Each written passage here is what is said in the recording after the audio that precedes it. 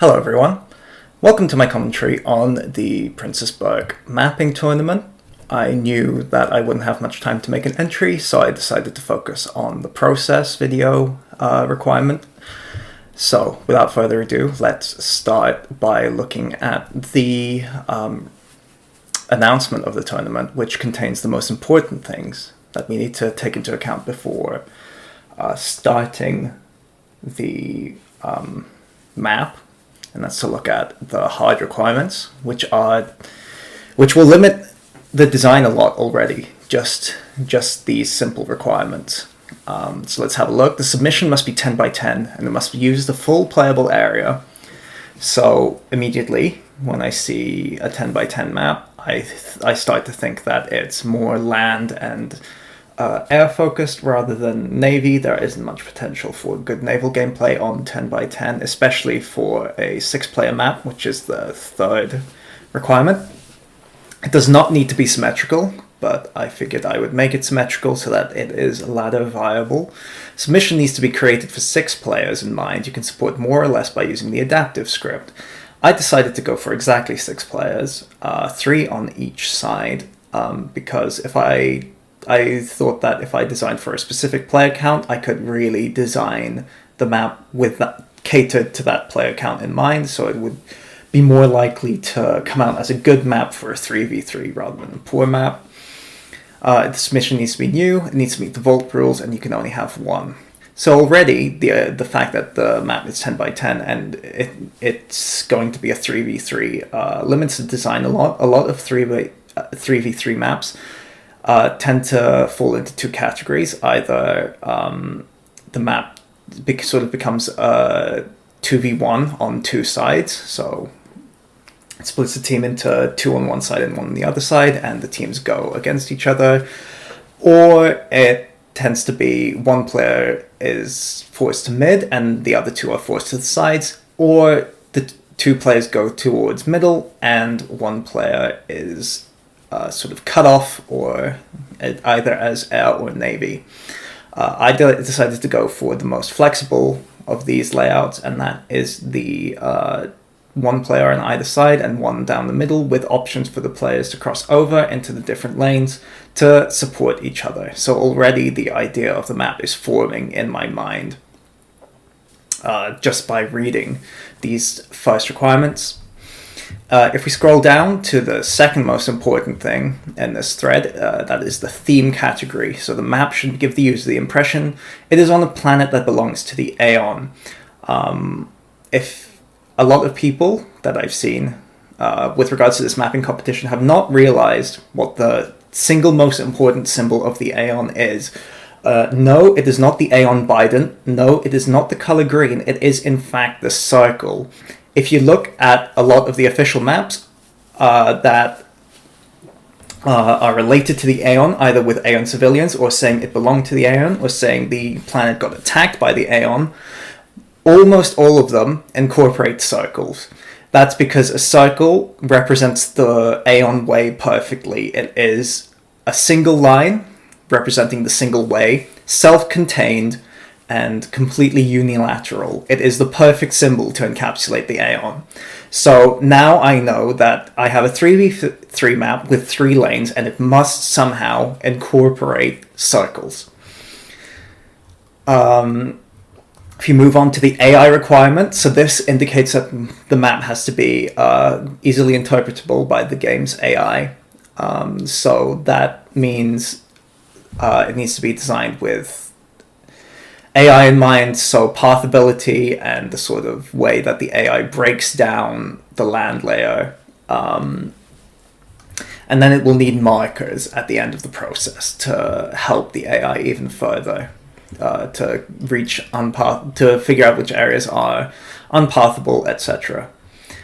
Strategy category. So what I like to think of when thinking about strategy, and you'll see it later, is when my players spawn into the map for the first time, it should be very clear what their purpose should be, like what their opening 5 minutes are. Irrespective of their allies, of their opponents, it should be obvious what there is to do, whose mexes are whose, the objectives in the first 5 minutes. and eventually in the rest of the game they will figure out as well the cues how to play the rest of the game, and they should be able to do that on any skill level, and so you'll see that during the mapping phase. And finally, the aesthetics category, this will only this will come up later during the whole process.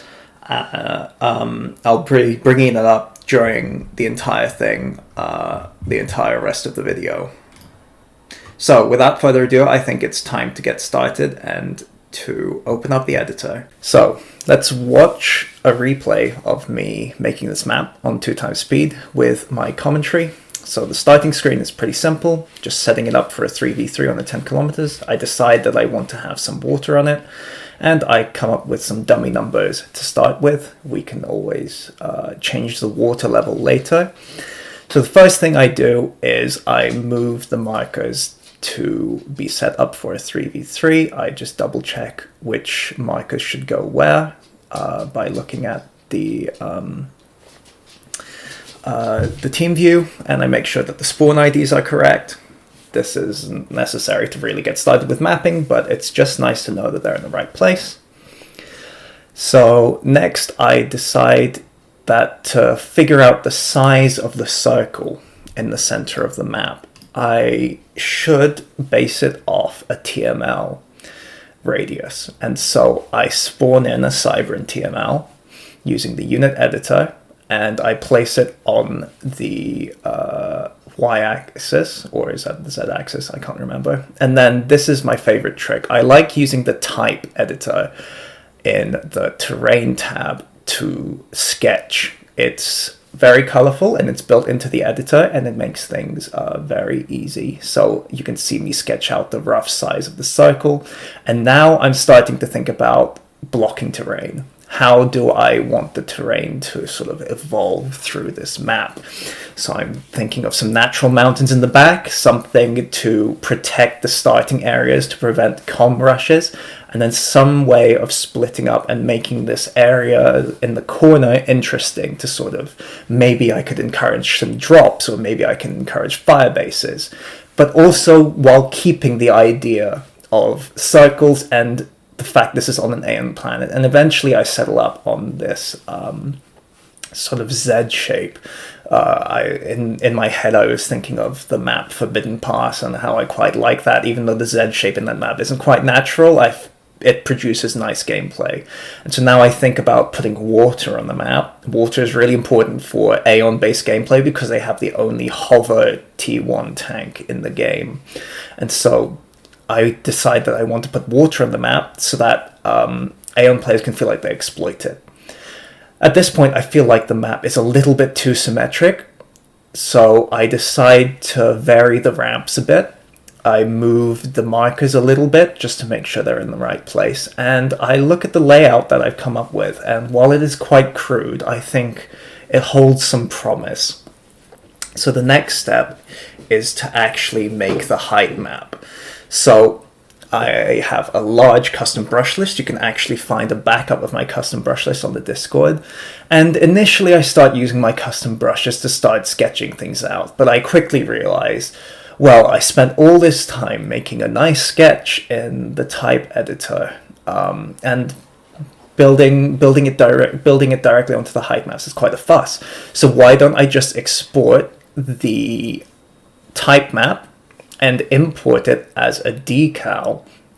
So to do this, I'll need to do a little bit of editing because the type map doesn't initially represent itself as how it appears. So first of all, I have to change the colors, and then I have to rotate it, and then I have to change some things to be transparent, and then I have to recolor code it because the way it exports is different. It doesn't export based on the color, it exports based on the type.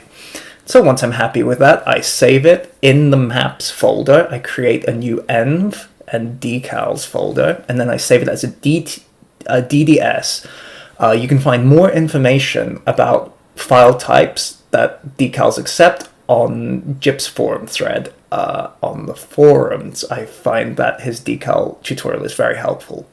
So I set the cutoff distance to something very high so I can see it when zoomed out, and then I set the near cutoff distance to something quite low, so when I zoom in, the decal disappears, and then it's a lot easier to edit because now I can just zoom in and out to see the decal or not. And so now I've got a great template to start working from. So immediately I take one of my custom decals and I slap it on an area that's too big, so I downsize it. It's very important to note that you shouldn't make your mountains too high on the map because they start interfering with air unit pathing. So here you can see I've limited my max height to 40 when the base height is 20, and that's a difference of 20 is about the maximum limit before you start really messing with air pathing, because air units fly between 12 and 25 units above the ground. So that's the mountain in the corner done. That was quite simple. That was possibly the easiest part. And so now I'm working on the ramps and the depressions in the corner. So I start sketching out the area, and I'm saying to myself in my head, I don't mind if these look very, very rough, because later I can touch them up, I can make them look more natural. What's important is to just get everything on the right height level, make sure that we've got a good canvas to start painting terrain onto. Next, I move on. Well, I do a little bit more tidying up, I guess, to make sure that there's enough starting area around this player on the top left team. And now I start looking at the mountains that block the starting bases. So I decide to just straight up put one of my brushes in. I decide that looks quite good. I check the terrain blocks. Actually, maybe let's move it a little bit so that it's in a more appropriate area. I make sure to check it from all angles. I make sure to check the pathing, and I lengthen it using a second brush, and there we have a good starting mountain for that area. So now I need to work on the other one. So you can see it's much easier with the types decal now that I can just zoom out and see the circle and put my height brushes onto it perfectly. It becomes much more simple and easier. So I spent some while messing around getting the right rotation, and eventually I put the hill down. I decide maybe that's not a great place to put it. I end up sort of using multiple brushes, stacking them on top of each other to get a sort of good blocking piece of terrain. And now I'm thinking, well, what do I want to do next? Do I want to refine these mountains, or do I want to go ahead and place the next ones? I think to myself, well, this looks pretty thin, and my unit of choice to figure out if something is too thin is a fat boy. So I put a fat boy right in the narrowest part of the pass, and I sort of widen the pass until I figure it's an acceptable width for a fat boy to go through with accompaniment. So that helps me refine these mountains a bit. I work on the ramp a bit more to make sure that's okay, and I take a good look at the map, and I am happy with how these starting base protection mountains look. So next, I move on to I move the markers a little bit, actually. I decide that I want the starting bases to be clumped a little bit closer together, just comparing, the size of the fat boy, the range of the TML, the starting build ranges. I start aligning things actually to the build grid. So there are multiple types of grid available in the editor, and you can align things to the build grid, and this is very important. You want all your mexes in one area to be aligned to the build grid, otherwise you won't be able to build factories between them. I start messing with the idea of maybe adding some terrain here, but I think I ultimately decide against it. I think it interrupts the flow of the map too much, and I decide that I will instead manipulate the flow of the map using mexes later. So next, I move on to this quite difficult Z-shaped mountain range with a lake in the middle. So I start in the corner. That's a pretty good place to start. And I sort of cycle between my three favorite brushes, Foothill 1, 2, and 3. If you cycle through them enough, they look similar to each other, but they don't look too repetitive. And that's key. You want things to sort of be on the same visual scale as each other, so they feel like they're like, you know, siblings, right? While not being identical. So I start trying to, you know, make sure everything's on the same scale, make sure everything is visually cohesive. And I start building out this Z-shaped mountain range, making sure to taper it, making sure it gets slightly lower at the end. And then I check with the decal, and I realize it's actually not aligned very well. And I think in a minute I will decide to... Oh yes, first of all, I decide to create these little nooks inside canyon to further enhance the Z shape, and then I see that I've gotten the angle for one of the mountain ranges wrong, and so soon I'll be deciding to change that. So I trim the mountain down a bit more, and you can start to see I'm sort of trying to decide what to do next at this point. First, I try making the lake to sort of give... to sort of help me visualize the final product, and I'm starting to get frustrated because the lake isn't matching up visually, and eventually I bite the bullet and I get rid of the mountain, this arm of the mountain completely, and I make a new one. So this happens a lot in mapping. Your initial ideas, your initial sketches, you shouldn't become too attached to them. They are guidelines after all. Everything can be changed, and it should be changed to improve either the gameplay or the aesthetics, or both. So here I am going back to sketching the lake. I make it quite an ugly lozenge shape first of all, and then I go about trying to make it look more natural, more rugged, trying to form it a little bit. You can see me zooming out to check the shape of the lake in comparison to the rest of the map, and feeling, you know, oh, it really doesn't fit. I need to convince the player that this is a real lake. This isn't just a swimming pool, you know. So I make my brush nice and small, and I'm not afraid to sort of destroy or like alter the work I've put down earlier in order to create better work on top. It's like painting over what was there before. You can always undo if the result ends up being poorer, but if you go all the way to the end of the map and decide something looks bad, then it's much, much harder to, you know, rescue that. So it's much better to fix terrain issues when they're still in the bud. So I decide to start thinking about what lakes look like in real life, and I think about how rivers lead into lakes, and then I realize, my lake is too lozenge shaped. I need to make it windier at both ends, and I need to make it feel like a real river is leading into them. So I start to work on that, and I start to taper the lake at both ends. It starts to look a bit like a stomach, so I think about widening it and making it more asymmetric. So you can see me working on that here, and then I use the blur tool to make sure that everything is pathable and everything is nice and smooth and sensible.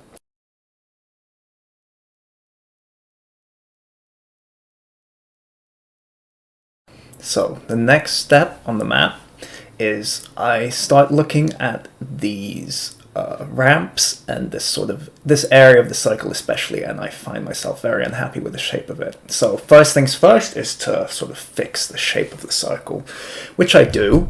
So that gives me a better guideline of what it should look like, and I start sketching out the shape of these ramps to be more interesting. So here you can see me start to begin to sketch.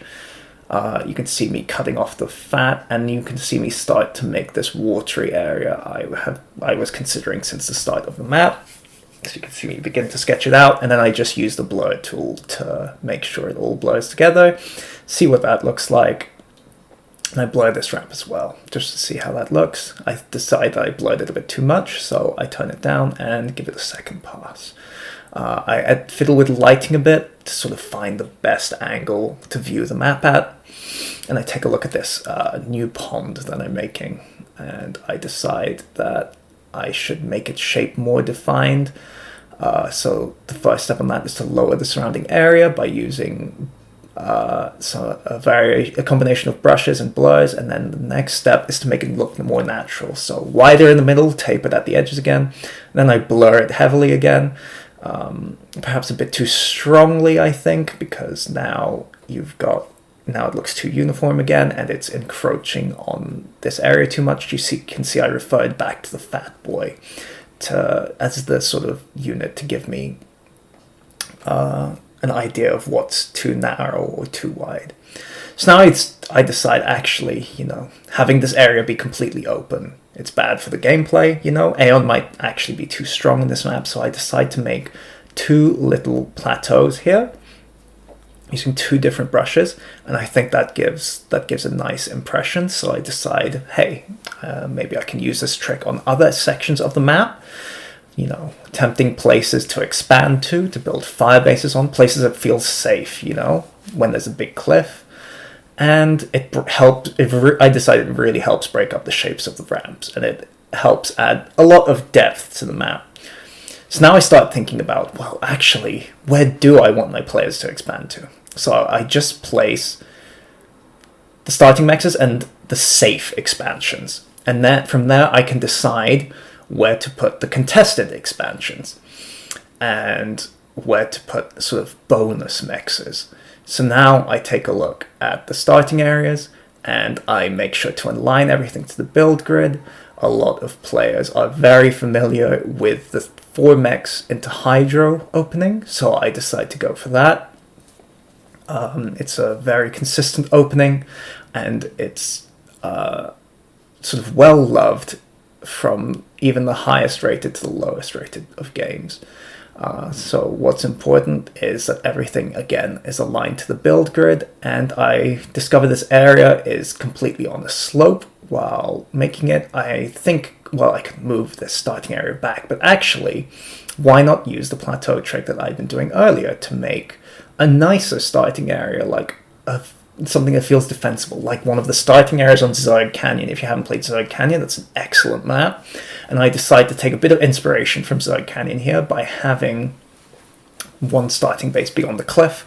And I want to sort of lead the commander away by placing the Hydro in front. I'm thinking like, oh, I want the commander to be moving forward into this map. I want to encourage them to leave the safety of their base. So now I started fiddling around with other mexes, moving them into the right areas. I decided that there's too big of a distance between the starting area and these expansion mexes, so I decided to move one of them back while keeping 3 of them in the middle. Same with these, I decided to make them a bit safer by moving them towards the middle of the map, just like that. And I decided to put some contested extractors here and here. And now I start to look at the bottom left expansion, so I decide to make 2 mexes safe and 2 slightly less safe. I sort of fiddle around with the idea. I'm always thinking, where is my player going to go? Where is my player going to be tempted to send engineers? And I realize that there needs to be an additional mex to sort of tempt the player towards that expansion and in that direction. So now that I placed an extra mex there, I decide to put in some additional contested mexes as well, and I decide that's enough mexes for the bottom left player. Now I begin to look at the middle again. I'm not satisfied with the layout. I change it a bit more, sort of like so players can have more options to mix their openings with sending engineers in certain places. And I decide I want to communicate to the players that really these mexes should feel safe to you. And a great way you can sort of trick a player into thinking that is to add an almost inconsequential barrier to the entrance of the base. It will make the players feel like those mexes are a lot safer, even though there's almost no difference between there being a sandbar there or not. And it interferes with pathing very little, it interferes with unit weapons very little, and that's a sort of mentality to sort of trick the player into thinking that these mechs are safer. And it also makes the circle really pop. You can now really see the circle in the middle of the map. So, my next course of action is I decide that there should be a centerpiece to this circle. Like in the roses, you have the 4 ridges in the center. I decide instead that there should be a peak at the center of this map. Something to sort of fight around, something to sort of that the players will have to play around. So I design a very quick mountain peak. It ends up not looking terribly good, but it's something that I could revisit, something that maybe I could potentially make asymmetric to make it look better, because small symmetric mountains tend to look quite bad. But in the end, I decide that it's good enough for the purposes of, building the next part of the map around. And now I just finalize moving these mexes. I make sure that it's same for both players on the bottom left and the top right, that there's 2 mexes below this axis and 2 above. And yes, I sort of start seeing the map and how it would play out at this point. So now at this point, I'm starting to think about the visuals of the map. So I'm going to use a program called World Machine to create some stratum layers for this map. So the first step I did that you saw there was to export the height map. Then I import it into World Machine, and I make sure to normalize it properly. And now I do just a very simple widget to select the height. And here I'm selecting everything that's in touch with the water, basically. And so one of the problems with my installation of World Machine is it's just a sort of demo version, and so it's very buggy. And so you'll see multiple times throughout this recording that I have to, clear its cache, import things multiple times, and sometimes even the whole devices disappear. Anyway, I have some problems importing the stratum mask, so I decide I have to go back into the World Machine program, and I need to just double check all the file types. I try exporting it again, but I did it incorrectly again. It has to be in the bitmap BMP format. It will not work if it is in PNG. So finally now I see the export results, and I decide that I need to blur it some more. So here are the caching issues I talked about. I try multiple times to rebuild it and import it again, but you can see that the import is still the same, and that's because World Machine has cached the output, and I take a look at the output and I confirm that it is indeed not blurred. So I have to perhaps restart it. So I try one more time and it doesn't work, so I have to close and reopen World Machine to clear its cache. This is a little inconvenient, but still a lot faster than painting it by hand. And there we go, we have the nice layer. So all I need to do is decide what it looks like. So initially I think about dirt, but then I decide instead on sand. And in my head I'm thinking, oh, what do I want the color palette for this map to be? And I decide I want it to be an evergreen map, but with slightly yellower grass, slightly paler grass, to sort of like give it the impression it's perhaps Mediterranean or quite tropical. So I'm looking at my output, so I decide to go in to create a new type of grass. So I select flat areas using the selector, and there's a disappearing glitch I talked about.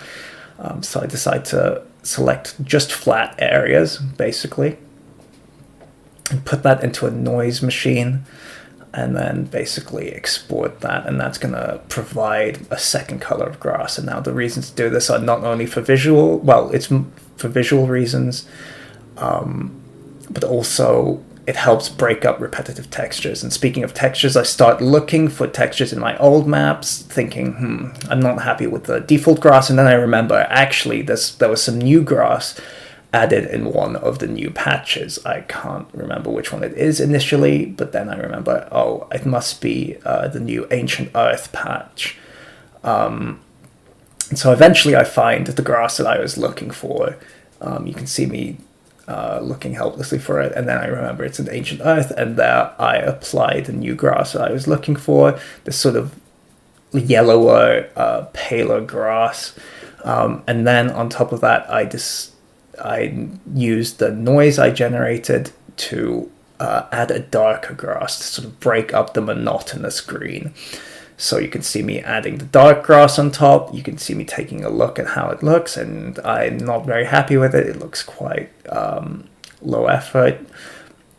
So I decide to go and add in a blur, and so I take a look at how that looks now, and it looks a bit better, but I still don't decide I don't like how it looks, so I increase the thresholds and I change the blur a bit more. And once again, there's a caching issue. I'm sorry if you can hear my dog, he's very upset. Something buzzing around in the kitchen. So once again, the blur, I have to add it back in twice, in fact, and I want to make it a very gentle blur. And finally, I achieve something that's much better. So now I move on to rocks and slopes. So you can see me selecting, instead of selecting for low slopes, I'm selecting for high slopes. And I put this straight into an output, a bitmap, and I just take a look at how that looks. And I'm happy with the selection, so I decide to add in a blur. And then when I import it, I take another look at it, and I decide, yes, I think that's an acceptable mask. So then I just look for a nice dark texture to put on the slopes. I figure that this one will do. I change the scale of some of the textures to make sure that there's not too much repetition. And now I have to work on the rocks. So a lot of my progress just got undone, but that's okay. I remember what I did. So I make sure to select only in unpathable areas with that selection, and I just do that visually, and I double check in game, and yes, it's selected only unpathable things. And then I experiment with different shades of rock. Initially I try black. I feel like it doesn't match the Aeon theming. I try gray. Again, it feels like something is off, and I start looking through different layers, sort of like looking for the ideal color, the combination for this map. Red is interesting, but it doesn't fit the theming in my opinion. And eventually I settle on this nice dark rock for the mountains. And I think this looks quite nice. The next layer I'm going to work on is what's called the talus layer. So if you imagine, you see, when you look on mountains, you see gravel collecting on slopes, for example.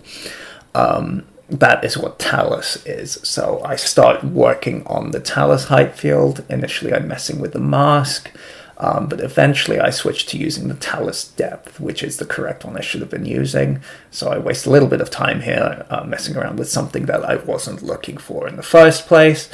I change the file height so I have finer control over the whole process, and eventually I reach what I was looking for, which is the talus depth mask with, and I tweak the generation to be suitable for what I want, and I clamp it to make it more intense, to make it fit in better. So then I try importing it, and I realize I haven't clamped it enough, so I try changing the rescaling options, and then I import it again, and now you can see the talus produced.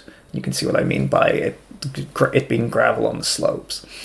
So now I start taking a look at this, and I decide, okay, well, what do I want this texture to be? I decide I want it to be a gravelly texture, some gravel, some sand, and I know it's quite ugly right now, but I think to myself, well, with just a bit of fiddling, it'll look much better. So I rescale it twice. So the first rescale changes everything to be more intense, and the second rescale changes the most intense parts to be less intense.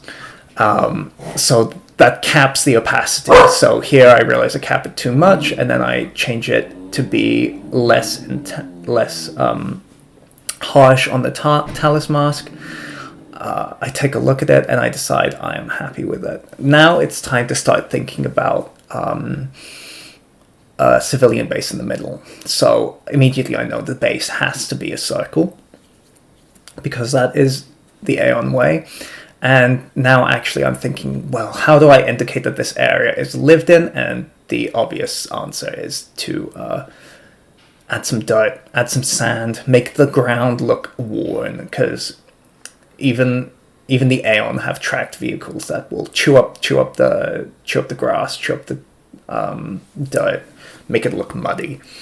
And I decide to add them to the plateaus as well, maybe to indicate that these are areas that are frequently driven over. And I decide to add it to the starting bases as well. Initially, I start with sand to provide a sort of lighter texture, and then I will eventually put mud over it to provide a darker texture, to provide a nice contrast. I switch to actually using the darker sand, which is used for the slopes, rather than the lighter sand, which is used for the watery areas, so as to avoid confusion. And what's really important to mention here is the visual communication on the map. You are making areas, by making areas more visually interesting, you're making players care about them more. You can see me, by the way, capping the opacity of this dirt layer to 60%, just to add a sort of like small amount of dirt. And using opacity is very key in this case. So as my I want to make something to fight over for the players in the center, so I decide to put in some Tech 2 units that the players will be very eager to reclaim, as well as some Tech 1 factories. So at this point, I'm just sort of like, placing things down to see how they look, seeing what I like, seeing what I enjoy the look of. And I decide 1 land factory, 1 air factory, and here you can see me counting out so that they're equally far away from each other. And here I try sketching walls. I must give you a spoiler, I do not sketch them very successfully at all.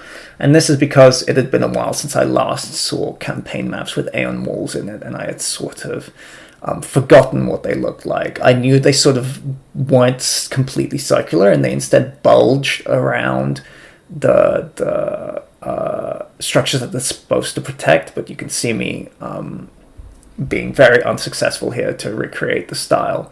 And eventually I give up on placing walls, and we'll go back to other parts of the map. I clear out the guideline walls and start from scratch. And here I have a bit more success at creating a sort of Aeon-style wall. But I still decide it's not perfect, and I'll need to come back to it later. Now I start having a look at the other side, and again I start sketching, and I very quickly become frustrated, and at this point I'm making mental notes to myself that I have to take a look at the campaign, to figure out how they do their walls, and how to make mine look better, how to make them look more Aeon. With the walls and the civilian base as a whole a complete failure, I decide to move on to decals. And the way I'd like to describe decals, and especially when looking at the common decal folder, it's like you're browsing for paint. You're looking at paint swatches. You're placing these decals, and you're just trying to find a good mix of decals that will really enhance your map. So what you're aiming for is to sort of provide a balance between realism and sort of communicating to the player what certain things are. So, for example, this area really needs to be communicated to the player that it's an impassable cliff. So I use a lot of very strong decals here. I use a lot of erosion to indicate that the water flows around here very quickly, to sort of show that this area is a cliff, and then the area next to it I use instead a much smoother decal to show that instead it's just a rough land. And you'll notice I don't complete this area. As I said, I'm just sort of window shopping for what I want to be my final theming. And you can see here that I start trying out these particular decals for this slope. So here I want to indicate that this slope is pathable, but it is still a slope. And you can see me using these decals here, taking a look at how it looks from straight up and deciding, yes, that these are suitable. Next, I want to indicate that these lakes are in the lowlands and that there is a lot of water here, and the water features are important. So I decide for these visually striking rivers that I want them to be leading into the lake, you know, to interest the player that in the lake, and to make sure that they see it, you know, as both as a sort of visual and strategic thing. You can see me here reusing assets just to sort of plot out where I want the maximum expanse of the rivers to be. And so I'm happy with my river shopping, so now I start to go into mountain shopping. I try this one, I think, that's a bit weak. Let's try a stronger mountain decal. And eventually I settle on this one, which is nice and strong. It sort of conveys the roughness, the impassability of this area very well. And so I'm very happy with these decals in particular. On the mountains. And now I've sort of done most of my decal shopping. I have an idea of what work I need to do on the rest of the map to sort of like convey what I need to convey to the player. So now I start thinking about, well, I want to make the middle circle even more visually distinct. And so I start working on making it a different color. So here you can see I painted in white first of all, just to make sure I know the extents exactly, and then I try overlaying this nice darker grass on top of it, and I check how it tiles. It tiles pretty badly, so we're going to have to do something about that. You can see it tiling from full zoom out, but it does the job of making the area darker very successfully. I also decide to make the contrast between these grasses much less, and you can see that now it feels much more natural. And now I start to play with noising up this area. So in this case, adding noise will make the area feel a lot less repetitive. So I start like adding noise in the corners. To start off with, I add some more noise in the middle, and you can see it begin to break up that texture while not breaking up the fact that it's making this middle area more visually interesting. And so now all that's left to do on the map is to place decals all around it and AI markers, but unfortunately I have run out of personal time to work on and record this project. So the rest of this project, unfortunately, will be undocumented, but I hope the parts that I have documented you will find very useful, and I hope you enjoy the final map when I do upload it. Thank you very much for watching.